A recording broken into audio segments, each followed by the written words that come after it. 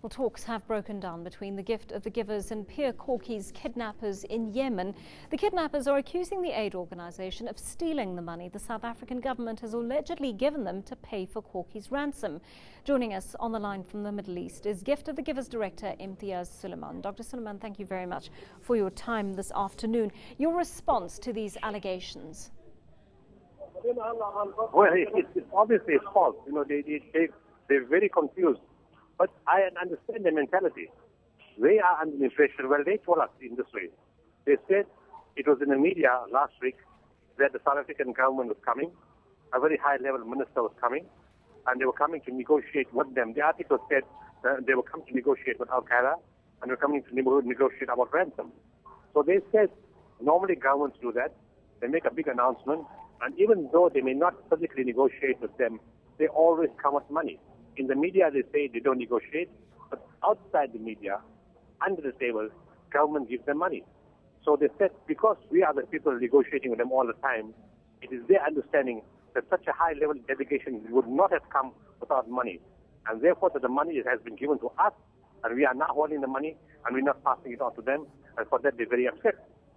So we told them, we explained to you from the first day that our government does not talk to kidnappers, nor does our government pay a ransom, to kidnappers. They said, no, you're lying. There wouldn't have been such high-profile visits if there was no money. And we are stuck at that phase at this moment of time.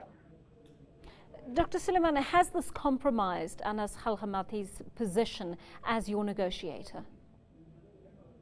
No, he's still a negotiator. Up to now, he's the only person they trust. There is nobody else they can talk to. So on the one hand, while they are very upset, the good thing is that they are still calling him. They said, and he said, look, for the last few days, I'm trying to talk to them. I'm trying to calm them down. But he said they're very angry at the moment. I can't just talk to them and calm them down. They're not listening. So I said, let it settle for a time. There may be a day or two he may stop, and then maybe they'll think about it, and maybe they'll talk to you again. In between all this madness and fighting and squealing, they said, bring 50% of the money in 3 weeks' time. In other words, the door is open for an extension of the deadline for 3 weeks. But obviously you have to come at 40%. But they're under the impression that we're holding a lot of that money already. And this is going to take some time, first of all, to convince them that we don't have money.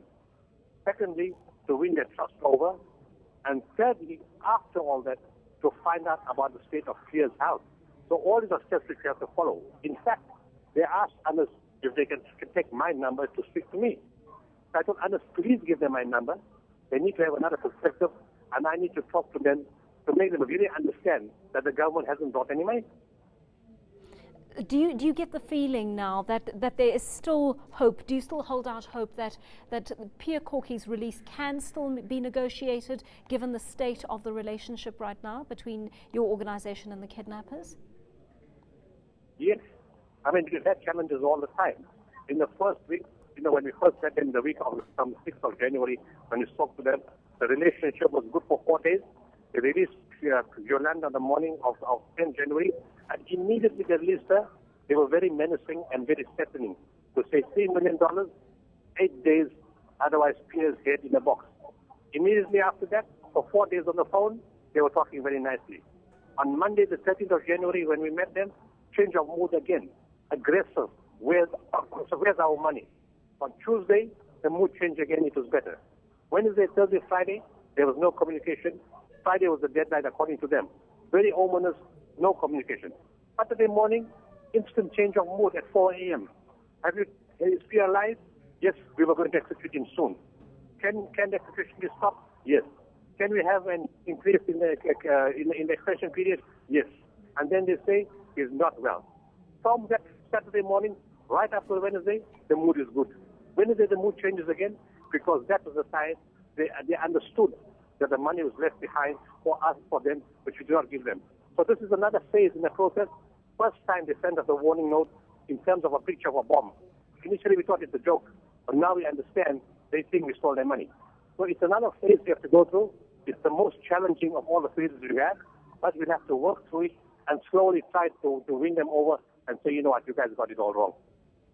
Dr. Imtiaz Suleiman, thank you very much for talking to us this evening. Know more about your world. eNCA.com